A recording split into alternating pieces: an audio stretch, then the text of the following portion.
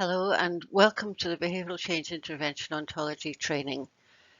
This program has been developed to explain how the ontology works, what it is, how it can be used in research, and perhaps to involve some people in developing and improving the ontology. This particular module is about how ontologies can be used in behavioural science. The previous module dealt with what ontologies are and why they're useful. And it might be useful to look at that before looking at this particular module. If you do this training, after it, you should be able to list the uses of ontologies to interpret descriptions of behaviour change interventions. You should be able to list uses of the ontologies to create new descriptions of behaviour change interventions. And you should be able to describe ways in which ontologies may address challenges in behavioural sciences. At the bottom of this slide, you'll see a link to video and resources for the Behaviour Change Intervention Ontology website. We're going to discuss 4 uses of ontologies in behavioural science.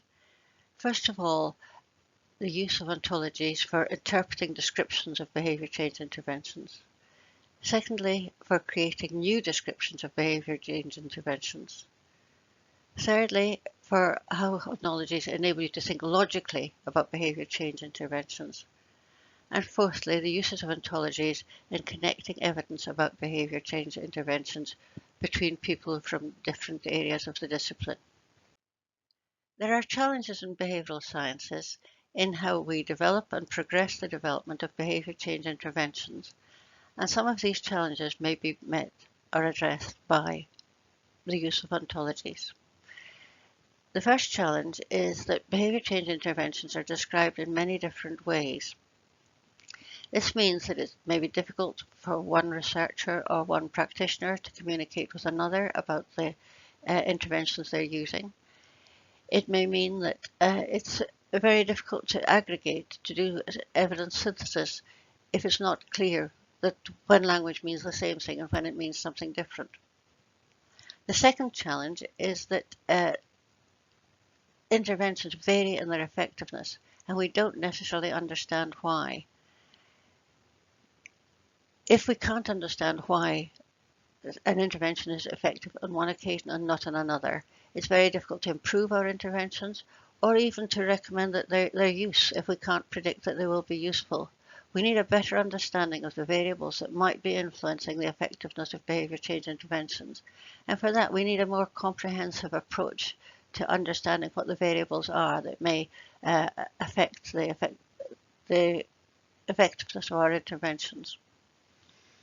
The third challenge is that we have isolated bodies of evidence, so that one literature, one research group, one research domain, one discipline may have a very different way of reporting their interventions and their effectiveness, and it may be impossible to integrate across disciplines because of the ways in which disciplines work separately. These are all challenges that I think it's possible that ontologies may help us to address. Ontologies can help us to improve our behaviour change interventions by enabling us to interpret the written descriptions of behaviour change interventions so that we can all understand them in the same way. If we can't understand what the descriptions say, then it's impossible for us to replicate what the intervention was, for example, in a new piece of research. It will be impossible for us to implement it in practice, even if we're reading an extensive description of a behaviour change intervention.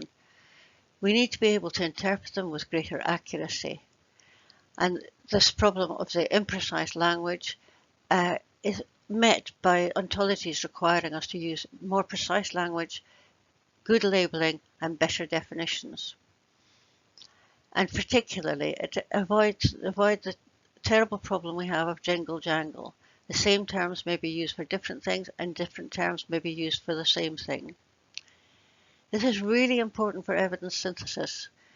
If we have an agreed language with good definitions, it may enable us to aggregate evidence more quickly And it may also enable us to include more papers than we would normally be able to include, because we can understand from the definition that the element in a particular intervention is relevant to a particular piece of evidence synthesis. The language makes it available for us to aggregate the evidence. It also makes it possible to aggregate at the appropriate level.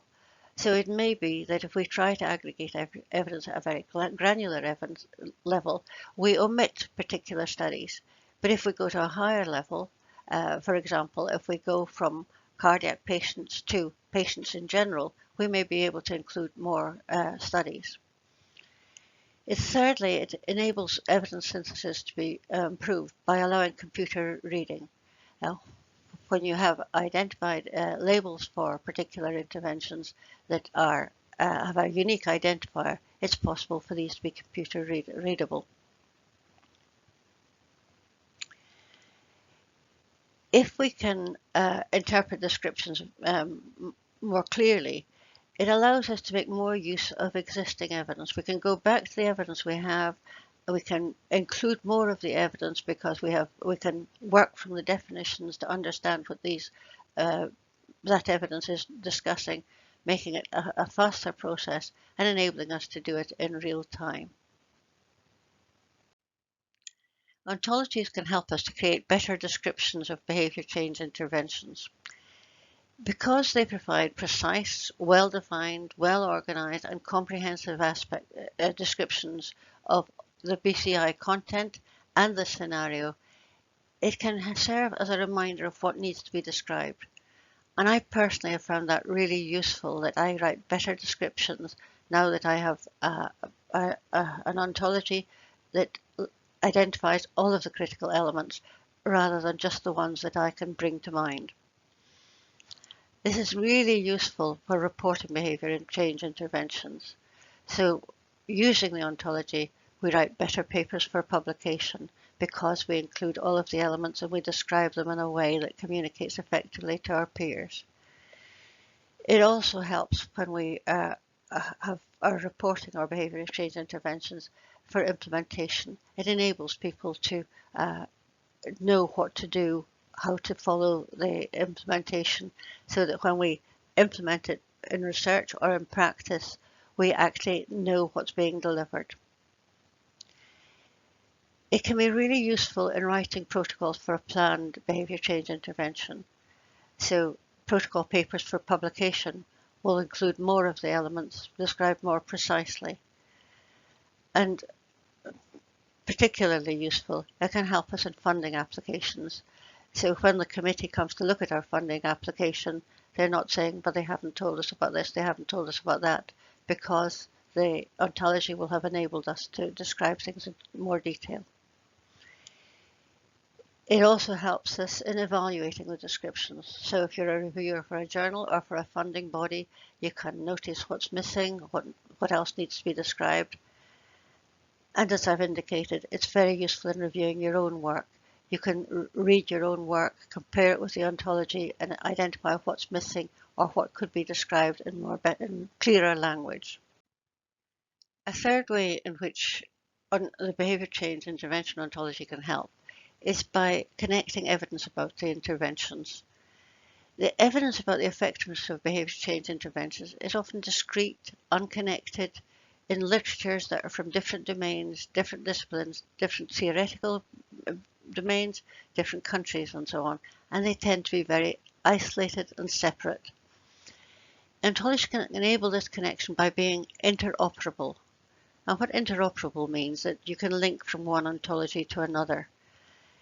So, for example, the Behaviour Change Intervention Ontology allows you to link to other behavioural science ontologies. For example, the Behaviour Change Intervention Ontology can link to the Mental Health Ontology.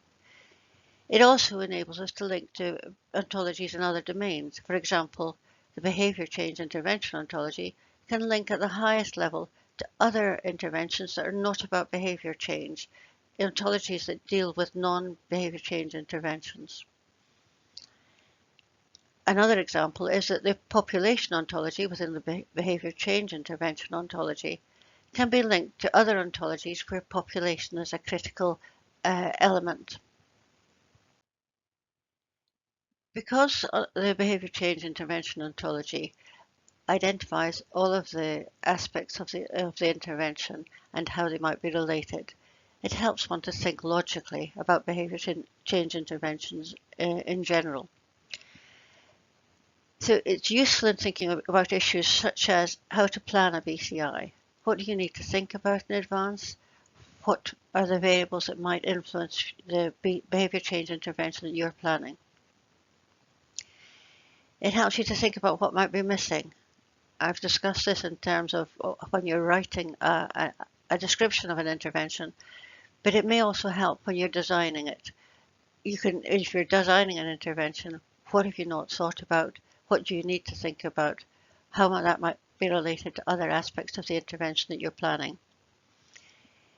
It enables you to think about information that you might need before you're implementing a behaviour change intervention.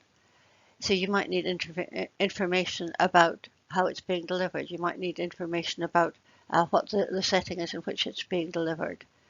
That information becomes available because you've thought about it in advance. It may also help you to build a theoretical model of the effects of a behaviour change intervention. In particular, the ontologies will help you to describe the relationships between the entities in your intervention, to think about the constructs that are being measured and addressed in the intervention and how they might be connected. And it may help you to explain variability in the outcomes of behaviour change interventions. So by being comprehensive, it enables you to see which variables are associated with good outcomes and which are not. And it may enable us to be more inclusive in thinking about the variables that may be relevant to the effectiveness of an intervention. So if we return to the challenges in behavioural sciences that I raised earlier, the behaviour change intervention ontology and other ontologies be helpful in addressing these challenges. First of all, behaviour change interventions are described in different ways, and I think the precise language and definitions provided by the ontology enables one to communicate more effectively and get over this problem of the different language we use, so that we can communicate effectively about interventions and know when we're talking about the same thing and when we're talking about different things. The second challenge was the variable effects in changing behaviour. We've had difficulty in explaining that because we don't necessarily include in our descriptions of our interventions all of the variables that are relevant. But if we ensure that all aspects of the behaviour change intervention scenario are included as explanatory variables, then this may help us to provide better explanations of the variability. The third challenge is the isolated bodies of evidence. This is where the advantage of interoperability of ontologies becomes really important. The fact that we have defined entities that may be identifiable within our ontology and within another ontology allows the evidence to be linked. This module has dealt with how can ontologies be used in behavioural science, but you may want to look back at the previous module, which deals with the more general issues of what are ontologies and why are they useful. The next module deals with how to describe behaviour change interventions and their context using the Behaviour Change Intervention Ontology. Thank you very much. Goodbye.